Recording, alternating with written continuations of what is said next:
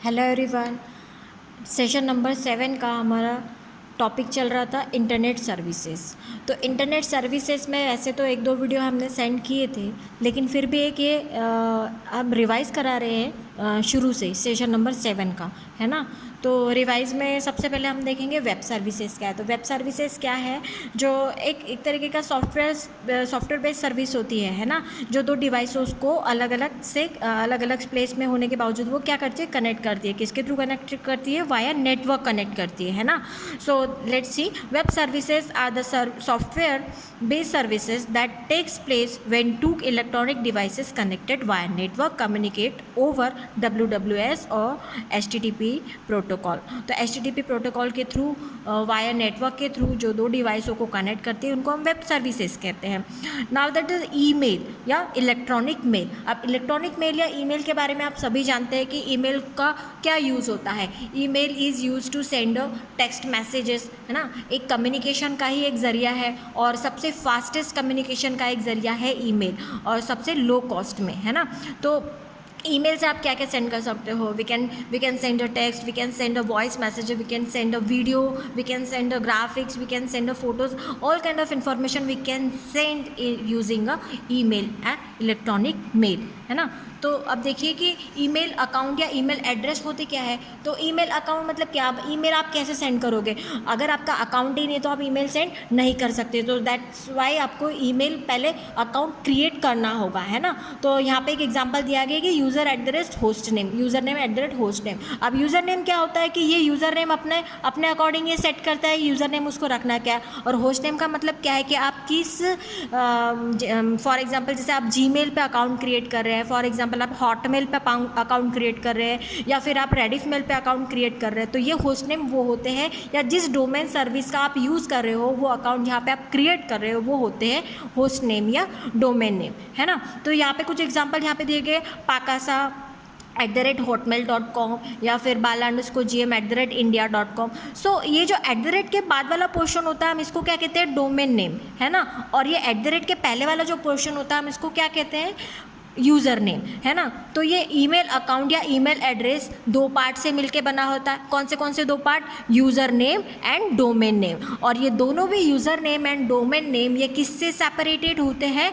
Using this @ symbol. इस @ symbol से ये सेपरेटेड होते हैं user name and domain name. तो आई होप आपके ये ईमेल अकाउंट और एड्रेस के बारे में समझ में आया होगा कि ईमेल अकाउंट्स होते क्या हैं और ईमेल अकाउंट कैसे लिखे जाते हैं या कैसे क्रिएट किए जाते हैं। और ईमेल अकाउंट में @ के पहले वाला पार्ट जो होता है वो यूज़र नेम होता है, और @ के बाद वाला जो पार्ट होता है उसको डोमेन नेम या यूज़र नेम कहा जाता है। सॉरी, यूज़र नेम नहीं, डोमेन नेम या होस्ट सर्वर या नेम कहा जाता है। अब उसके बाद में यहाँ पे आपको दिख रहे हैं एडवांटेजेस ऑफ ईमेल। अब ईमेल के एडवांटेजेस क्या है? तो बहुत ही लो कॉस्ट या कम प्राइस में आपको कम्युनिकेट कराता है एक दूसरे के साथ में, very high speed and waste reduction, ease of use, record maintenance and patience. तो ये सारे इसके क्या है? ईमेल के एडवांटेजेस है। लिमिटेशंस मतलब क्या होते हैं? डिसएडवांटेजेस। डिसएडवांटेजेस क्या है? Hardware equipment required. तो बिना हार्डवेयर इक्विपमेंट रिक्वायरमेंट के, अगर आपके पास में कंप्यूटर नहीं है, अभी तो फ़ोन से भी ईमेलिंग पॉसिबल है बहुत ही इजीली, लेकिन अगर कंप्यूटर अवेलेबल नहीं है या फिर डिवाइस अवेलेबल नहीं है तो यू कैन कम्युनिकेट और you can email to another person. उसके बाद एम्पायरमेंट्स है, हैस्टी मीडियम है, और या फिर हार्ड टू कन्वे इमोशंस है। तो आप टेक्स्ट मैसेज सेंड करते हो, आपकी इमोशन नहीं समझ पाता है ना उसमें कोई, तो इसलिए कहा गया है कि हार्ड टू कन्वे इमोशन। उसके बाद में ईमेल प्राइमर है। अब ये जो ईमेल अकाउंट है वो दो तरीके से आप क्रिएट कर सकते हो। एक तो होता है कि email ISP server, account on ISP server. तो ये जो होता है ये पेड अकाउंट होता है, मतलब फ्रीली आप क्रिएट नहीं कर सकते उस पर अकाउंट, है ना, पेड सर्विस होती है ये। और दूसरा जो होता है वेब बेस्ड ईमेल अकाउंट, जो कि ऑलमोस्ट सभी यूज़ करते हैं, जो फ्रीली अवेलेबल होता है उसको कहा जाता है web based. It is generally free. So here will be discussing how you can create a free web based email account and use for sending end receiving emails. तो वेब बेस्ड अकाउंट को create कैसे किया जाता है वो अभी यहाँ पे आपको बताया है। तो वेब बेस्ड अकाउंट को क्रिएट करने के लिए यहाँ पे जीमेल का एग्जाम्पल लिया हुआ है। जीमेल आप सभी जानते हैं कि जीमेल क्या है।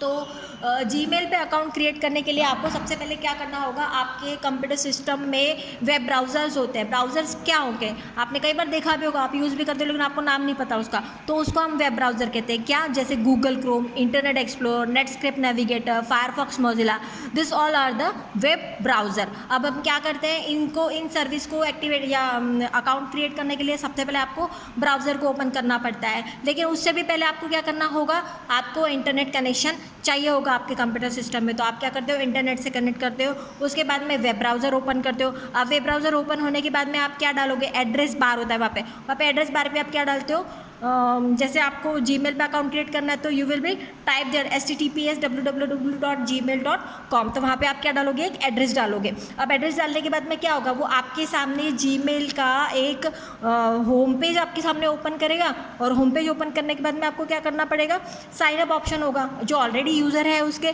वो क्या करेंगे, उसमें साइन इन करेंगे, और जो यूज़र नहीं है उसको क्या करना पड़ेगा, साइन अप करना पड़ेगा, मतलब उनको अकाउंट क्रिएट करना पड़ेगा। अब साइन अप करने के बाद में जो वो आगे की इंस्ट्रक्शन देता है वो आपको फॉलो करते रहना पड़ेगा, जैसे कि यूज़र नेम डालना है, पासवर्ड डालना है, इस तरीके की इन्फॉर्मेशन कुछ आपको वहाँ पे फिल करनी होती है।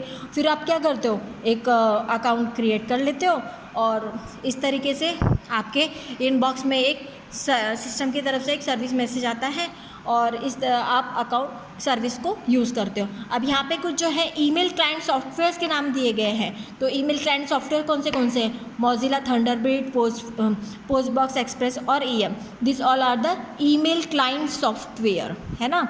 ईमेल क्लाइंट सॉफ्टवेयर्स के ये नाम है।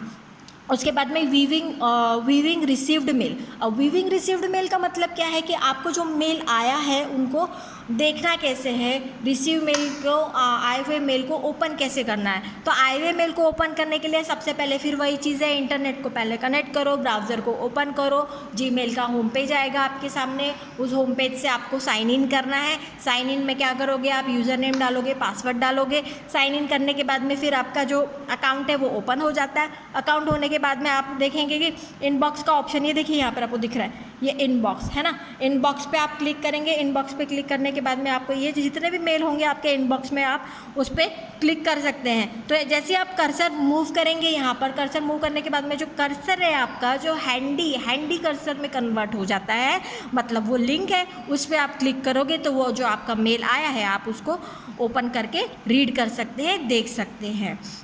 उसके बाद में रिप्लाइंग कैसे किया जाता है। रिप्लाइंग करने के लिए आपको क्या करना होगा, जो मेल आप ओपन करते हो उसी के नीचे रिप्लाई का बटन होता है और फॉरवर्ड का भी बटन होता है। तो रिप्लाई के बटन पे आप क्लिक करोगे तो क्या होगा, सबसे पहले आपको जिसकी तरफ से मेल आया था, अब उसका जो मेल एड्रेस है वो 2 में चला जाता है। अब ये 2 CC/BC से हम देखेंगे आगे, वैसे मैंने पहले वीडियो में भी ये सभी चीज़ें क्लियर की थी, लेकिन फिर भी तो 2 मतलब क्या, जिसको हमें मेल सेंड करना है। तो रिप्लाई में क्या होता है, आपने रिप्लाई किया, रिप्लाई बटन पे क्लिक किया, अब जिसकी तरफ से मेल आया था 2 में ऑटोमेटिकली उसका ईमेल एड्रेस आ जाता है। और फ्रॉम में किसका ईमेल एड्रेस आएगा, आपका, क्योंकि आप उसको रिप्लाई कर रहे हैं, आपकी तरफ से मेल उसको जा रहा है, ठीक है।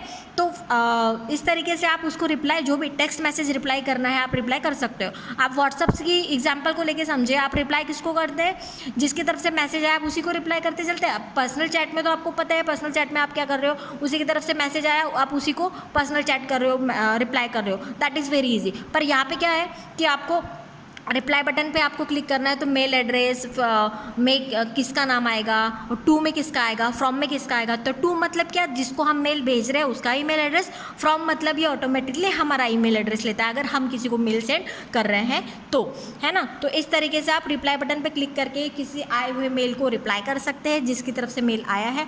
अब रिप्लाई और फॉरवर्ड में क्या डिफरेंस है, रिप्लाई का मतलब ये है कि जिसकी तरफ से मेल आ रहा है उसी को रिप्लाई करना या उसी को रिस्पॉन्ड करना, और फॉरवर्ड का मतलब ये है कि किसी थर्ड पर्सन ने आपको कोई मेल भेजा है और वो आप किसी और को भेजना चाह रहे हैं, वो फॉरवर्ड होता है। व्हाट्सएप में आप वो ही करते हैं, अगर किसी ग्रुप में या किसी ने आपको एक मैसेज सेंड किया, वो आपको अदर पर्सन को या अदर फ्रेंड्स को आपको सेंड करना है, तो आप क्या करते हैं, फॉरवर्ड करते हैं, है ना। तो सेम वही चीज़ है यहाँ पे। तो फॉरवर्ड की बटन भी नीचे यहाँ पर होती है, फॉरवर्ड पे आप क्लिक करेंगे तो फॉरवर्ड में फिर अभी क्या है, 2 में आपको जिनको फॉरवर्ड करना है उनके ईमेल एड्रेसेस आपको डालने होंगे, है ना। सो हम नेक्स्ट वीडियो में देखेंगे स्ट्रक्चर ऑफ ईमेल मैसेजेस।